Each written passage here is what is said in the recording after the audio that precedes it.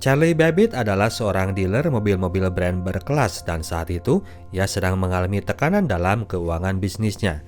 Pinjaman modalnya akan segera masuk jadwal deadline sementara penjualan lagi kurang bagus. Acara weekend sama doi yang harusnya asik malah jadi arena adu argumentasi karena si cewek pengen asik sementara Charlie Babbitt yang diperankan Tom Cruise ini kepalanya lagi mumet mikirin kredit bank dan sebagainya. Di tengah jalan pertengkaran mereka terinterupsi oleh sebuah dering telepon. Orang kantor memberi kabar bahwa dia sudah menerima pesan dari pengacara keluarga Charlie, ayahnya baru saja meninggal. Terpaksalah mereka harus belok arah menuju rumah mendiang ayah Charlie dan si anak sama sekali tidak menunjukkan ekspresi kesedihan. Setelah menghadiri pemakaman ayahnya, Charlie pun langsung menuju rumah. Yang pertama ia periksa adalah ruang garasi. Dia memperlihatkan mobil Buick Roadmaster 1949 kepada Gina, ceweknya. Mobil itu sangat berkesan bagi Charlie karena selain kece dan limited, karena mobil ini pula ia putus hubungan silaturahmi dengan sang bokap. Charlie pun curhat dulu waktu ia remaja, Charlie pernah minta nyoba pakai si Buick namun ayahnya melarang.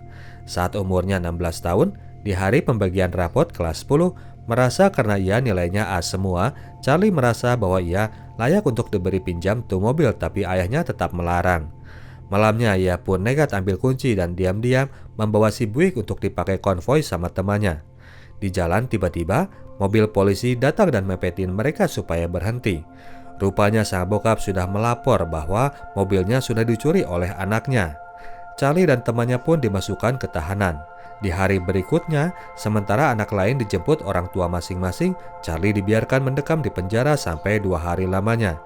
Dari situ dia jadi sangat benci sama sang ayah dan mereka pun tidak bicara sampai hari kematian ayahnya kemarin.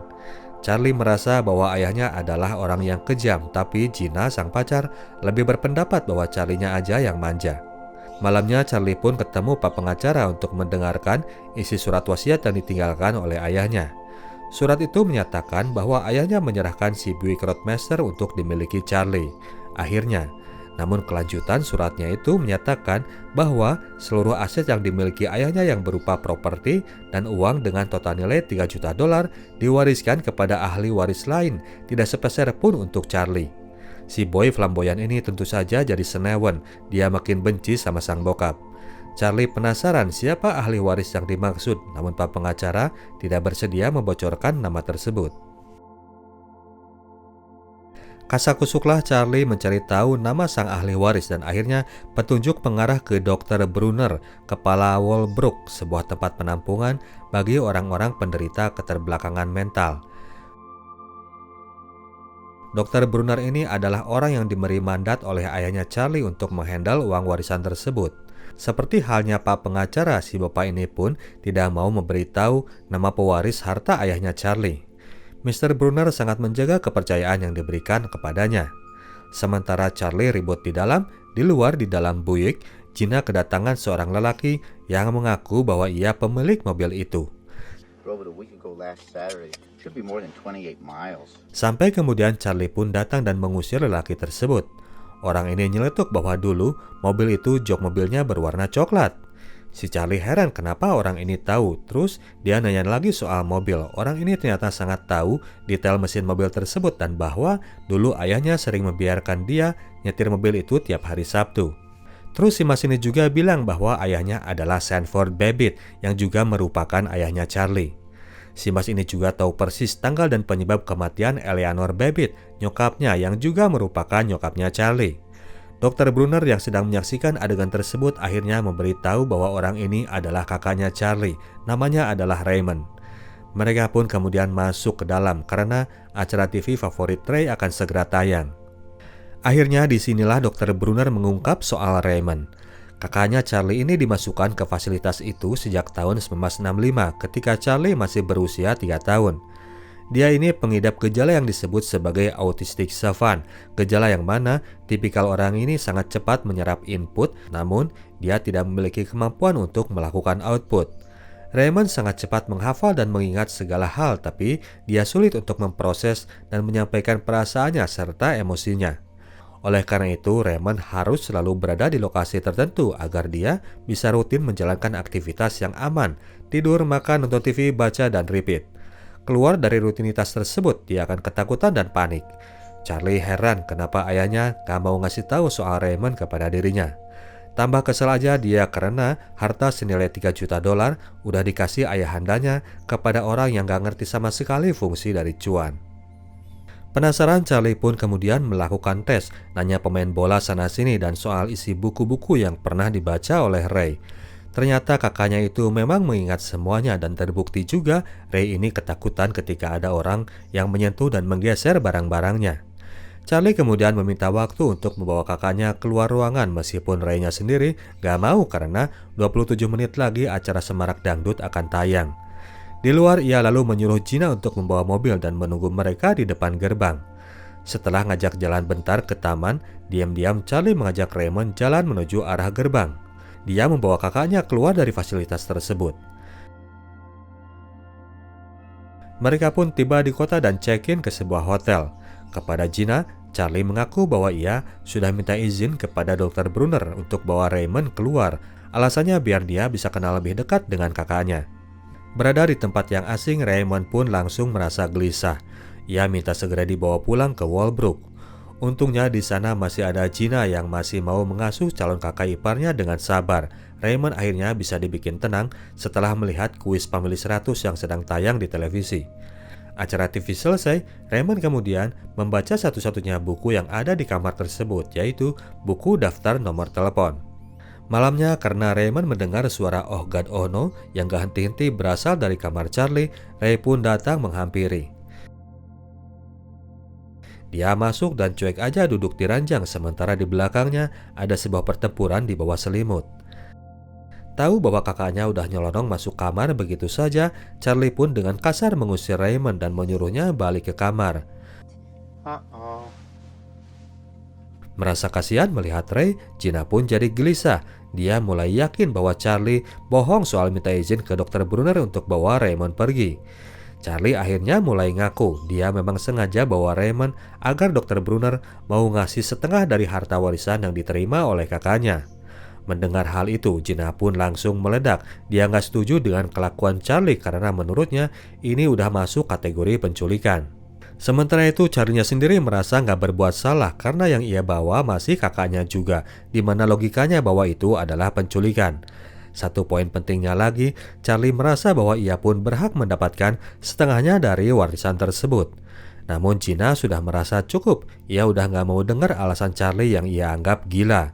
Cewek itu pun keluar meninggalkan Charlie berdua dengan Raymond kakaknya yang baru ia kenal siang tadi. Esok paginya mereka pun mampir di sebuah kafetaria. Di sana Charlie menelepon Dr. Brunner. Charlie kini memberitahukan bahwa ia memang menahan Raymond dan ia akan mengembalikan kakaknya itu ke Walbrook kalau ia sudah dibagi setengah dari harta warisan ayahnya.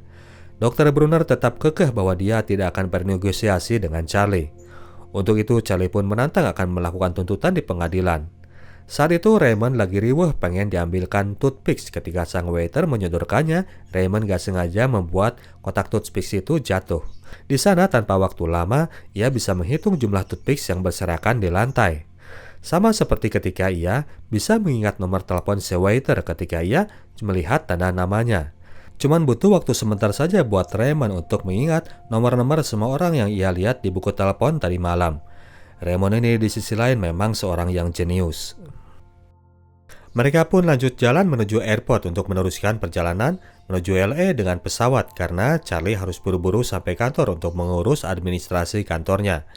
Charlie menelepon rekan agar ia mengambilkan si Buick yang ia parkir di airport.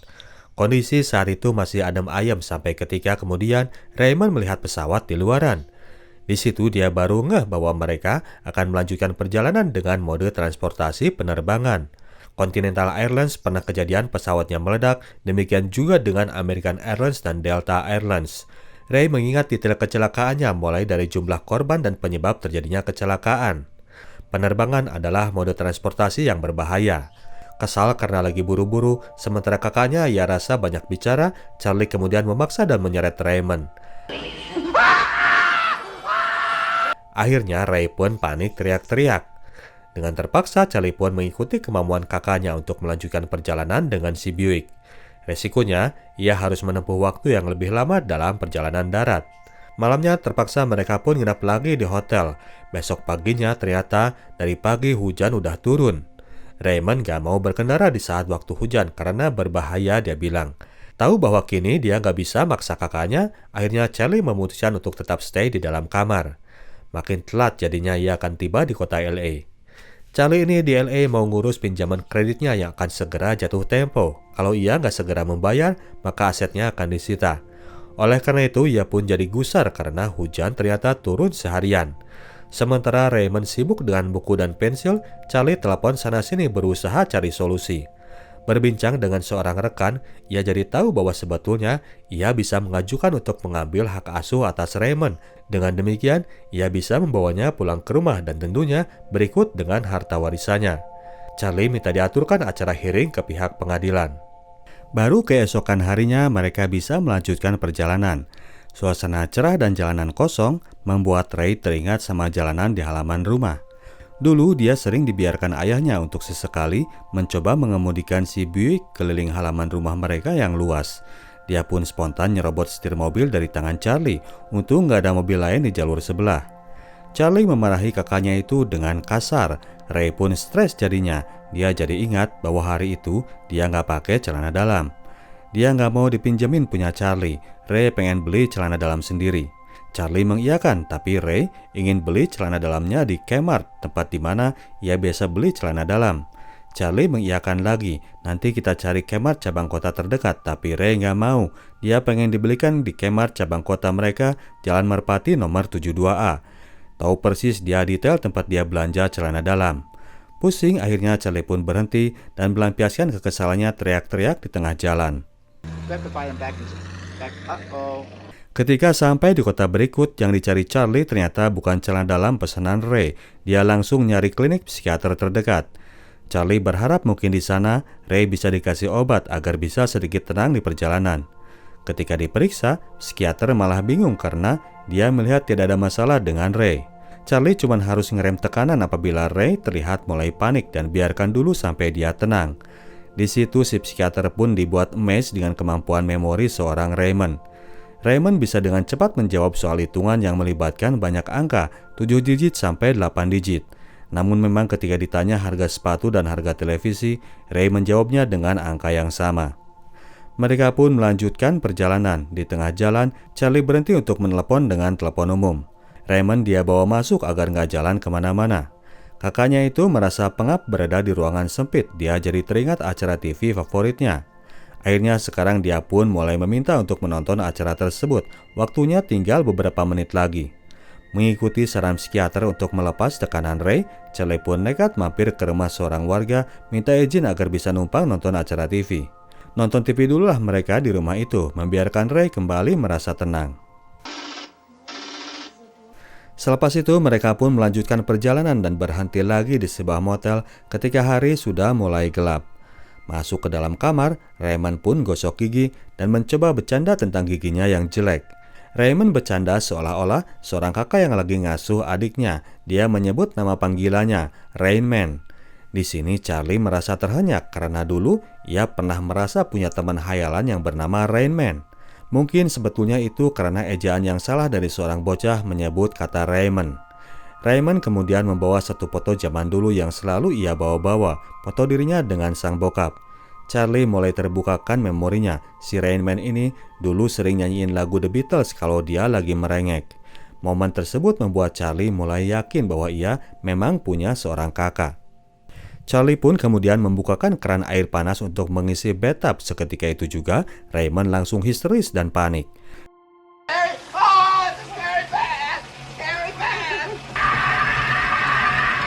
Charlie segera menutup lagi keran air itu. Raymond kemudian mengucap kalimat hot water burn baby berulang-ulang. Lanjut dengan kalimat never hurt Charlie Babbitt. Charlie mulai sadar bahwa Raymond ditempatkan ke Walbrook karena orang tuanya takut bahwa Raymond cilik akan melukai dirinya. Sebuah kecelakaan terjadi mengenai keran air panas dan mereka menyangka bahwa Raymond sengaja hendak mencelakakan Charlie. Naas betul nasib Raymond. Kini Charlie pun mulai simpati kepada kakaknya. Setelah Raymond tidur, Charlie pun telepon Gina. Dia meminta maaf dengan sikapnya tempo hari dan meminta agar mereka bertemu apabila kesempatan tiba. Esoknya mereka lanjut dan tiba di sebuah kota kecil yang bernama Tucumcari. Charlie ambil waktu untuk nyuci dulu baju-baju bawaan mereka. Di kota itu pula ia membelikan Watchman untuk Raymond, sebuah TV portable agar mereka nggak usah numpang lagi ke rumah warga apabila jadwal semarak dangdut akan tiba. Di sini pula Charlie menelepon orang kantor. Ternyata sedang terjadi kepanikan di sana. Karena Charlie telat mengurus pinjaman, pihak kreditor akhirnya menyita 8 mobil mewah aset usaha Charlie. Mereka harus menebusnya sebesar $80.000 kalau Charlie pengen mobil-mobilnya balik. Tambah pusing Charlie jadinya, dia nggak punya uang sebanyak itu untuk menebus barang-barangnya. Jalan lagilah mereka kali ini dengan suasana yang hening karena Charlie memang benar-benar lagi pusing. Malamnya mereka sudah lewat kota Las Vegas, sedikit lagi jarak menuju Los Angeles. Malamnya mereka kembali nginap di sebuah motel. Di dalam kafe, iseng Raymond menebak kode lagu yang sedang dimainkan di jukebox pada daftar lagu tersebut. Ternyata tebakannya selalu benar. Charlie mencoba menguji dengan menyebut sebuah judul lagu dan Raymond selalu benar pula menebak kode lagu tersebut. Itu dilakukan berulang-ulang beberapa kali. Charlie jadi terfikirkan sesuatu. Esok siangnya, dia memperkenalkan semua kartu poker kepada kakaknya. Charlie menyisakan beberapa kartu yang ada di tangannya. Raymond bisa menebak semua jenis kartu yang tersisa. Segera Charlie pun bergerak lagi. Dia nggak langsung jalan ke LA, tapi balik ke Las Vegas. Dia akan membawa kakaknya untuk bermain judi kartu. Sampai di sana, Charlie langsung menggadai jam tangan miliknya sebagai modal untuk taruhan. Sebelum masuk kasino, dia pun masuk butik dulu untuk mendedani kakaknya biar terlihat perlente. Baru setelah itu mereka pun masuk ke dalam sebuah kasino. Mereka segera mendekati meja judi kartu.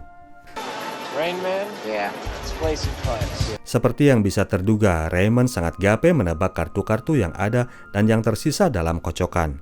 Mulai dari taruhan jumlah recehan sampai akhirnya Charlie mulai pede. Mereka mulai naikin uang taruhannya.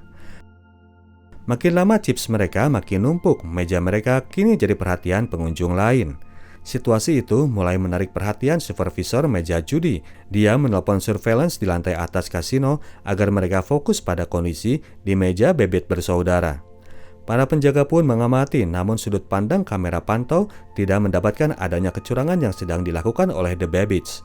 Kondisi makin heboh, maka Raymond pun akhirnya mulai merasa gak nyaman. Charlie pun menyudahi permainan mereka. Sekali gebrak, mereka sudah berhasil meraup sekitar $86.000. Charlie lega karena dengan demikian ia bisa ada modal untuk menebus mobil-mobilnya yang disita. Di bar tempat mereka kongkow, tiba-tiba mereka didekati oleh seorang lacur. Si tante itu tentunya gak ngerti kondisi seorang Raymond. Dikiranya si om ini seorang CEO perusahaan ternama. Charlie membiarkan cewek itu mendekati kakaknya, sekalian memberi kesempatan pula agar kakaknya ngerti soal wanita. To the point, mereka janjian malam itu juga jam 10-nya. Namun setelah ngobrol agak panjang, Simba mulai merasakan bahwa mereka nggak nyambung. Akhirnya ia pun cabut meninggalkan Raymond. Sebagai rasa terima kasih kepada kakaknya karena sudah diberikan kemenangan di meja judi, Charlie pun memesan sebuah kamar kelas presidential suite dan membiarkan kakaknya untuk tidur di bed yang berada dekat jendela seperti kesukaannya. Namun saat itu, yang ada di pikiran Raymond hanyalah Iris si cewek tadi. Dia merasa harus bisa dansa seperti yang ia lihat di TV-TV. Charlie pun kini sudah bisa bersikap untuk ngemong kakaknya. Dia pun mengajari kakaknya itu dansa yang elegan. Kekerabatan mereka pun makin erat. Suasana tambah asik kemudian dengan kehadiran Gina. Pasangan pecinta ini pun mulai bercengkrama setelah pertengkaran tempo hari. Kemesraan mereka terinterupsi oleh Raymond yang mengajak mereka segera turun ke bar untuk segera menemui Iris. Turunlah mereka ke bar untuk mencari wanita tadi. Namun saat itu tiba-tiba Charlie didekati oleh supervisor meja judi.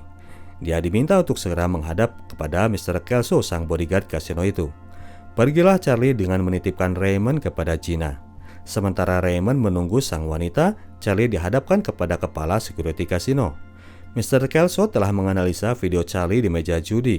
Karena tidak ditemukan adanya kecurangan, mereka pun segera meminta Charlie untuk keluar dari hotelnya dan dari Las Vegas sekalian. Dia khawatir tempatnya akan bangkrut kalau Charlie dan Raymond terus main. Raymond sendiri memang pastinya tidak menemukan Iris. Gina merasa iba sama calon kakak iparnya itu. Ia kemudian memberi apa yang Raymond cari dari Iris, yaitu momen berdansa dan ciuman pertama. Ketika ditanya perasaan tentang ciuman itu, Raymond cuma bilang bahwa ia merasa basah. Esoknya setelah memberikan waktu menyetir kepada Raymond yang seperti ia inginkan, mereka pun cabut dari Las Vegas. Setelah mengantar Gina ke kosannya, mereka pun akhirnya tiba di rumah Charlie. Charlie punya satu kamar kosong yang kemudian ia jatahkan kepada kakaknya. Kini adik kakak itu udah beneran tinggal bersama. Kemudian telepon pun berdering, ternyata itu adalah Dr. Brunner yang sedang berada di Los Angeles. Dia minta waktu untuk ketemu dengan Charlie di sebuah lokasi. Melihat kakaknya sedang anteng di depan TV, Ray pun akhirnya mengiyakan ajakan itu. Mereka pun bertemu. Di sini Dr. Brunner hendak mengajak Charlie berdamai agar kasus mereka nggak usah sampai maju ke pengadilan. Dr. Brunner merasa prihatin karena dari yang udah-udah kasusnya selalu pihak penggugat yang kemudian dinyatakan kalah. Dia memberikan cek sebesar $250.000 kepada Charlie agar dia berhenti mengganggu Raymond. Sebagai orang yang dipercaya megang uang itu, ia merasa punya kewenangan untuk menggunakan uang tersebut apabila dirasa sangat diperlukan. Charlie tertegun melihat cek sebesar itu, namun ternyata kini perasaannya sudah berubah. Kali ini urusannya bukan lagi masalah cuan. Dia malah udah gak ngerasa marah lagi terhadap ayahnya. Dia kini sangat mengerti kenapa sang bokap membuat keputusan tersebut. Perasaan bersalah terhadap seorang Raymond dan kebrengsekan dirinya yang gak pernah mau telepon balik tiap kali ayahnya mencoba menghubungi. Charlie merasa ia layak diperlakukan demikian. Dia mengembalikan cek yang udah dikasih oleh Dr. Brunner. Esoknya seperti biasa Raymond bangun pagi, sementara itu seperti biasa pula Charlie bangun agak telat.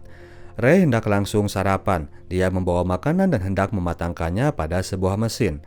Ray asal pijit mesin itu lalu sibuk nyari sirup. Sementara itu dia nggak sadar dari mesin tersebut sudah timbul asap gosong. Smoke detector pun bekerja dan menimbulkan suara yang membuat Ray panik. Dia menggebrak-gebrak pintu yang terkunci. Charlie segera memburu ke dapur dan mematikan smoke detector itu yang menimbulkan suara yang bikin Ray histeris. Di situ Charlie menyadari bahwa ia tidak selamanya bisa menjaga kakaknya. Siangnya mereka pun berangkat setelah akhirnya sarapan dulu di kafe seperti layaknya adik kakak sambil canda-canda. Mereka akan bertemu dengan seorang dokter yang akan memberi rekomendasi kepada pihak pengadilan terhadap kasus yang akan mereka ajukan. Namun sebelumnya, orang ini yang akan menjadi penengah bagi kedua belah pihak. Charlie pastinya datang dengan keyakinan bahwa kini ia tidak lagi mengincar uang Raymond, namun lebih karena setelah beberapa hari itu ia telah mulai terkoneksi dengan kakaknya yang baru 6 hari itu ia ketahui. Argumen Dr. Brunner, koneksi bisa terjadi, namun Raymond tidak memiliki kemampuan untuk menjalin relasi itu bersama Charlie. Setelah dilakukan tes, pada akhirnya Charlie pun memang tidak bisa memungkiri bahwa Ray lebih butuh tangan yang profesional untuk bisa menjaga dan merawatnya setiap waktu. Ia sadar bahwa pada akhirnya ia memang harus melepas Ray kembali ke Walbrook. Namun satu hal yang membuat Charlie terhibur, Ray pun kini ternyata sudah merasakan koneksi itu dengan adik kandungnya. Ray menyandarkan kepalanya di kepala Charlie. Esoknya, Charlie pun mengantar Raymond ke stasiun kereta untuk dibawa pulang oleh Dr. Brunner. Tidak lupa ia membekali Raymond sekantung cheese ball dan sekotak susu kegemaran kakaknya. Mereka boleh berpisah untuk sementara, namun Charlie akan datang mengunjungi Raymond 2 pekan lagi. Ray menghitungnya sebagai 20.160 menit, itu juga berarti adalah 1.200.009.600 detik. Kereta Amtrak yang mengkilap itu pun meluncur meninggalkan Charlie. Kini persaudaraan mereka akan lebih kekal selamanya. Oke, demikianlah ceritanya Bro dan Sis. Kita tim Sinotok cabut dulu. Sampai jumpa di video kita selanjutnya. Ciao.